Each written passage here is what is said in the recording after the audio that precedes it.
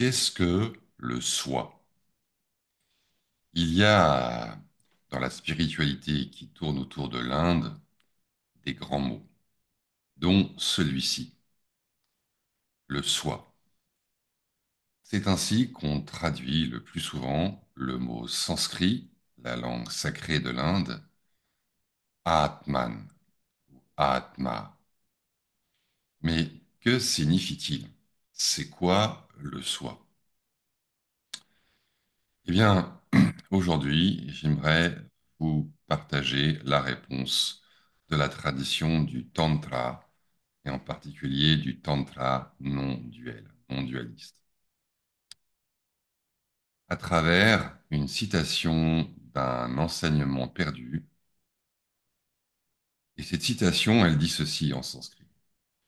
Sakrit vibhato yamatma asya nakwachit aprakasha sambhavaha. Il y a deux phrases qui nous disent ce que c'est que le soi. Sakrit vibhato yamatma, ce soi, ayamatma, c'est-à-dire la conscience. Sakrit vibhata est manifesté, est apparent une fois pour toutes. Ah oui, il n'y a que la conscience qui soit ainsi. Regardez ce que c'est que la conscience. La conscience, c'est un paradoxe vivant, car nul ne peut nier la conscience, parce que pour nier la conscience, encore faut-il être conscient. Et l'acte même de nier, c'est un acte de conscience. Dire la conscience n'existe pas, ou je suis inconscient, ou il n'y a pas de conscience, comme le font certains, eh bien, cela présuppose qu'on soit conscient, qu'on soit doué de conscience. Et le fait même de le dire, de l'affirmer, c'est un acte qui est entièrement conscient. Et pourtant, la conscience, on ne peut pas la saisir. Ça n'est pas quelque chose, la conscience. En ce sens, on peut dire que la conscience n'existe pas.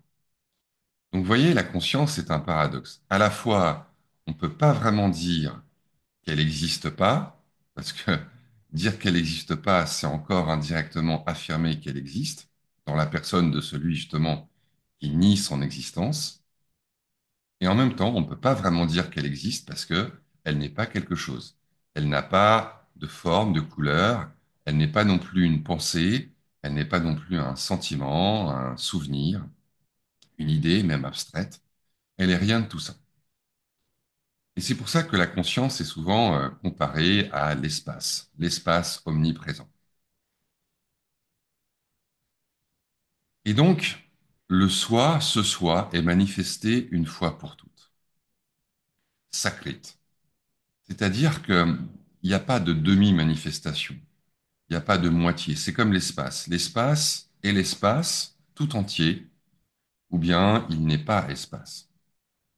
Réfléchissez à ça. Il ne peut pas y avoir des morceaux d'espace. Parce que s'il y a un morceau d'espace, ça veut dire qu'il y a un espace limité. Mais s'il y a un espace limité, alors qu'y a-t-il au-delà de cet espace limité? Ah, il y a un espace. Donc vous voyez, l'espace, par définition, par nature, il ne peut être que illimité et tout entier présent. Il en va de même de la conscience. La conscience est manifestée une fois pour toutes. Elle est apparente une fois pour toutes.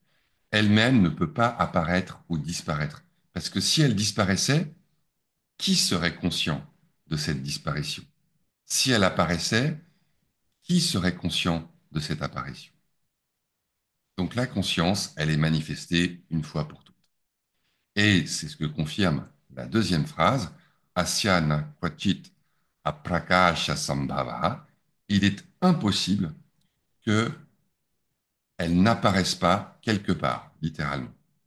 C'est-à-dire que nécessairement, elle est partout manifeste. Réfléchissez à ça. Si vous dites la conscience, ma conscience est limitée. Limitée, par exemple, dans l'espace, c'est-à-dire jusque-là, elle existe et au-delà, elle n'existe plus. Eh bien, regardez, posez-vous la question, comment pouvez-vous affirmer cela?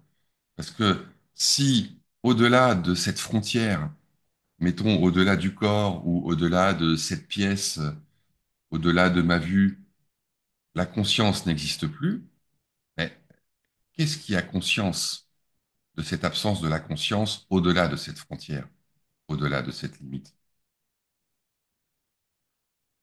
Vous pouvez prendre la question par tous les bouts, la conscience n'a pas de frontière.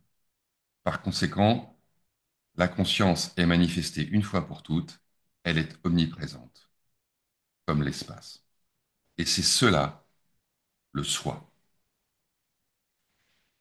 Voilà. Mais j'aimerais savoir ce que vous en pensez.